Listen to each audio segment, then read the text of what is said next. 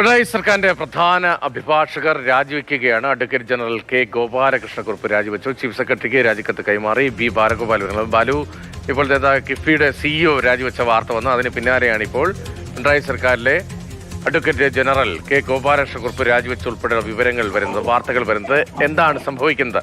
സ്വാഭാവികമായ നടപടിയല്ലേ?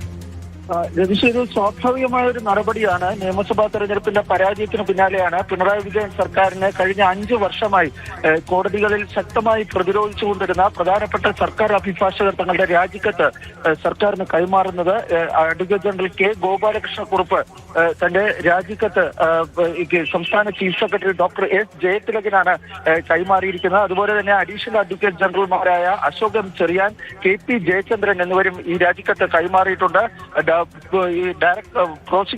Director general of prosecution TA ഷാജിയും അദ്ദേഹത്തിന്റെ രാജിക്കത്ത് സംസ്ഥാന ആഭ്യന്തര സെക്രട്ടറിക്ക് കൈമാറിയിട്ടുണ്ട്. ഇതിനു പുറമെ വളരെ നിർണായകമായ സ്റ്റേറ്റ് അറ്റോർണി പദവി വഹിച്ചിരുന്ന N മനോജ് കുമാർ സംസ്ഥാന നിയമ സെക്രട്ടറിക്കാണ് തന്റെ രാജിക്കത്ത് കൈമാറിയിരിക്കുന്നത്.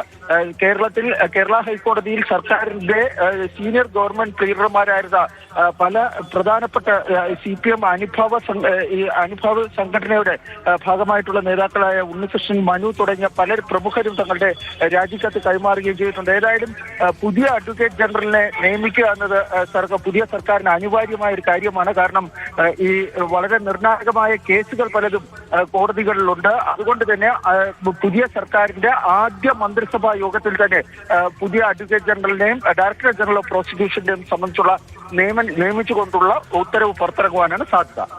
ശരി, DGP director general of prosecution ഉൾപ്പെടെ വളരെ വേഗത്തിൽ തീരുമാനിക്കേണ്ടതുണ്ട്. സ്വാഭാവിക നടപടിയാണ്. സർക്കാർ മാറുന്നു, രാജിവെക്കുന്നു. അഡ്വക്കേറ്റ് ജനറൽ കെ ഗോപാലകൃഷ്ണക്കുറുപ്പ് രാജിവെച്ചു എന്നടക്കമുള്ള വിവരങ്ങളാണ് ബി ബാലഗോപാൽ പങ്കുവച്ചത്.